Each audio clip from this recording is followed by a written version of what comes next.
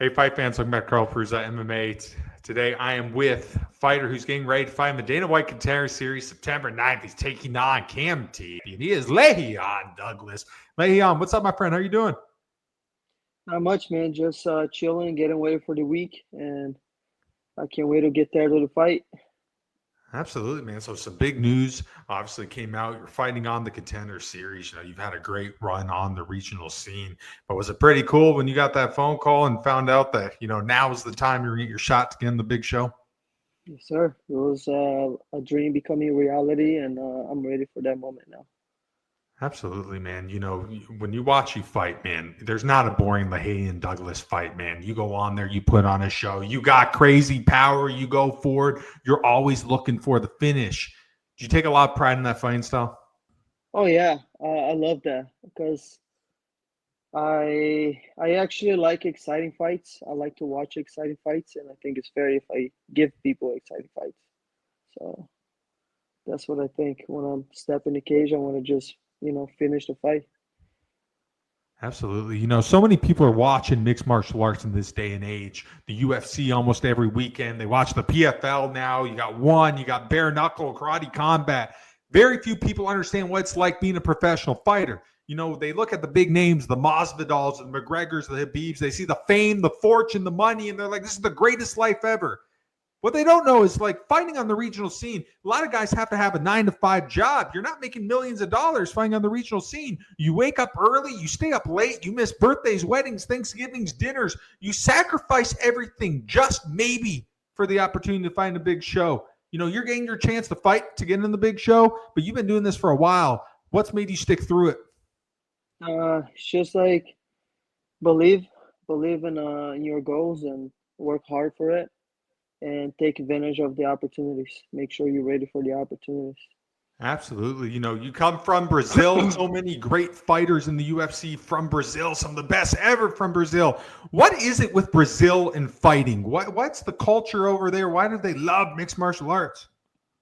It's part of the culture, and you know, I think I think for like long time they have fights in Brazil, like I think early 50s if I'm not wrong.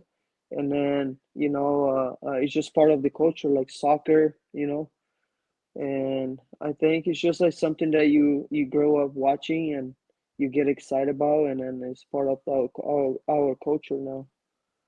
Absolutely. You fought at many promotions, one of them that you did really well in, obviously the LFA. What was it like to be over there? When you look at it, some of the best fighters that we've ever seen are former LFA champions that fought in the LFA. What was it like fighting for that promotion? I feel that it's a great opportunity as well, to show your level, and also LFA. I think it's pretty much the door to the UFC. So I think if you do really well in an LFA, which is a high level promotion too, I consider myself as a LFA champion, and now I feel that I'm ready for the next level. Obviously, you've done great things. You pick up great finishes, but what makes it even more impressive, you look at some of the records of your opponents, and you're fighting tough guys. I mean, you're fighting guys with 18-3 records, 10-2 records.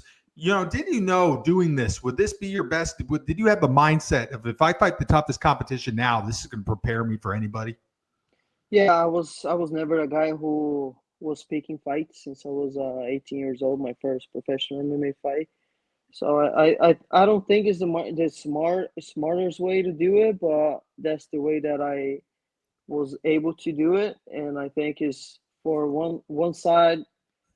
I think it's really good because you get to experience fighting tough guys, so you learn more, and and I think it's better fighting tougher guys than picking up fights, easy fights and stuff. But I don't blame the other people too. They try to like get good fights, easier fights, so they can build a record. So I just think both ways are good, but different ways to do it. That's the only thing. I have five losses because I never pick a fight. I never was the guy like, oh, I want to fight this guy because it's a easier fight. So every time my coach or my manager called me, and then always stepping in, even fighting in Kazakhstan with Russian guys. Even like I never like pick a fight. So I think it's pretty good to make you tough and experience fighting tougher guys, and seeing how it is to fight you know higher level fighters. And yeah, that was the way that I built my career. And then now I'm in the moment that I feel I'm ready for the UFC, and then I can fight anyone. Absolutely. One of my favorite performances of yours is probably the Javier Reyes fight. I think he's a great fighter coming into that one. That was really interesting to see how that was going to play out. You went out there, you finished in the second round. Looking back at the performance now, what do you make from it? Mm, since that fight, you say, that's Yeah. what you mean. I just been doing the same thing, fixing a few things that I felt, me and my team felt that we need to get better, and I still working every day. Absolutely. After that fight, I remember I fought on Friday. Monday I was training, so I think that's how you're supposed to be to get to the next level, and I'm paying the price for it. Absolutely. In addition, you actually got a headline LFA 200, one of their biggest cards. Was that pretty cool being able to be on the main event for a big regional show like that? Yeah, I mean, it's amazing for me. It's a big day. It's a big event, the LFA 200, and it's my pleasure to be part of the story of such a great promotion as LFA. Absolutely. Going in that one, champion versus champion contest there. Elijah John's brother in the UFC, top prospect, finished him in the second round. Walk me through that finish. What do you remember in the closing moments of that one? Just finally get it done, because I was supposed to fight him in December, and he couldn't make the fight because of I think he got sick or something like that, and we were able to schedule the fight for the next month and finally get it done. Absolutely. Following that victory, did you have a feeling that was enough to make it to the Contender? Uh, yeah, I think it's not about like, I mean, the performance was great, but I think it's about the experience I have now, and I know I can fight any fighter in the UFC. So, which is you know, it's yeah, I just feel I'm ready right now. Absolutely. Where were you when you got that phone call that you were fighting on the Contender? I don't remember. I think my manager just sent me the email.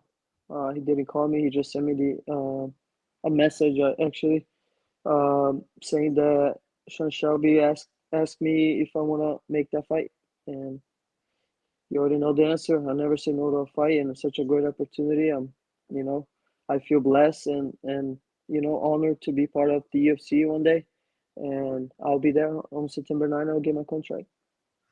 Coming into this one, man, for me, this is one of my favorite fights on this whole season that's been announced so far. Cam Teague, a guy, there's not boring Cam Teague fights. He goes out there, he goes forward, he puts on a show every time. He was on the Contender last year, gained a second chance opportunity. You're a guy, there's not a boring Lerryan Douglas fight either. You go out there, you got a lot of power, you push the pace, and it's always a war. It's always fireworks when you go out and fight. Overall, what do you think of him as an opponent here? I think he's a tough fighter, and he deserves the next up one more opportunity in a Contender series. He fought a really tough guy, and yeah, I think he's a tough guy, and he's in front of me, and I gotta put him down. What excites me in this one's going to be in the apex. You're doing this in a smaller cage. For you, does this scream fireworks? Could this be, if it's not a dogfight, is someone going to sleep? Yeah, that's for sure. That's for sure. Absolutely. We're doing this one in the apex. One thing I love about the Contender series, I love the format of it. There's no walkout music. You go straight in there. There's hardly anyone in attendance. You can hear the corners. Do you like that type of environment? Yeah, I had an experience similar like that before in Brazil. During the pandemic, I fought for a national title at Chris Cyborg's promotion out there, which was one of the biggest one in the country at the moment. And then I got to fight for the title against a really tough opponent. And same way, no public and just corners. Pretty much like the Apex, a small cage and 5 rounds of war. Absolutely. Are you envisioning that moment maybe after the fight, you, four other winners beside you, Dana White being like, hey, kid, come over here, get your contract? Yeah, I can see that everything. I can see everything, and then yeah, I can see clearly. Do you And feel I'm that just, fighting do you feel that fighting is more mental than it is physical? it is, yeah, a lot of mental, but you got to make sure you're ready for it. Absolutely. For you, what would it mean to be able to fight in the UFC? Means everything. My whole life, I put my whole life on this, and it's finally the moment that I always expect and wait. Uh, and I'm excited to put in a show in the UFC. Absolutely. One thing I love about mixed martial arts, and you talked about it a little bit, martial arts, it instills discipline in people. It instills values. I've had fighters who've told me when they started combat sports and martial arts, they were going down a bad path. They weren't the best person in the world. It saved their life. It provided guided structure, turned them into who they are today. How have you grown and evolved from your journey in combat sports? Yeah, it was a lot of challenges, a lot of sacrifices, and you gotta get over it and just keep going. You gotta be resilient and trust your goals, trust your skills, and believe it. And one day you're gonna have the opportunity you always wanted for. Absolutely. You're really emerging as one of the top prospects out there right now. You're starting to get a lot of attention, and rightfully so. But what's it like now to be able to get messages from other fighters being like, hey, you inspire me, asking you for advice? I want to get to where you're at. What's it like being that figure now? It's amazing to give him back, and I'm always gonna support. You know, I'm always wanna help and support the new guys that try to do that now. Absolutely. There's so many people watching this sport now, and there's a term that's come from MMA fans. It's called the casual fans. So these are the people, they like to go to Buffalo Wild Wings. They sit in the fights. They like to yell, twist them in the you know what. They're doing these crazy posts. They're making these crazy comments. Obviously, they're good for the sport. We need everybody to watch this. But do you ever find that kind of funny when you see some of these fans saying all this crazy stuff? Yeah, I see a lot of things, but I mean, I never had any like message to me, but I really don't care. I just want to like do my thing, keep my goals alive, and go there. And then whenever it closes the octagon, it's just me and my opponent, and nobody else. Absolutely. Growing up a fight fan, who are some of the guys that you really liked? Who are some of the guys you kind of emulated your style off of when you were younger? It's not my style, but I was a big fan of Anderson Silva growing up, Shogun Rua. Um, who else? Jose Aldo for sure. He was a big name, still a big name, of course. But um, who else? Yeah, Dustin Poirier. I love Dustin Poirier. Cub Swanson.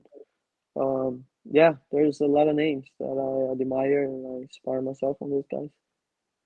Absolutely. Before I let you go here, there's some big UFC fights coming up. I want to get your predictions on who are going to win some of these big matchups. So we got a big one next weekend, middleweight championship bout. We got Dricus Duplessis. He's taking on Hamzat Chimaev. Who wins that? I think Shimaev. Yeah, Shimaev is gonna win the title.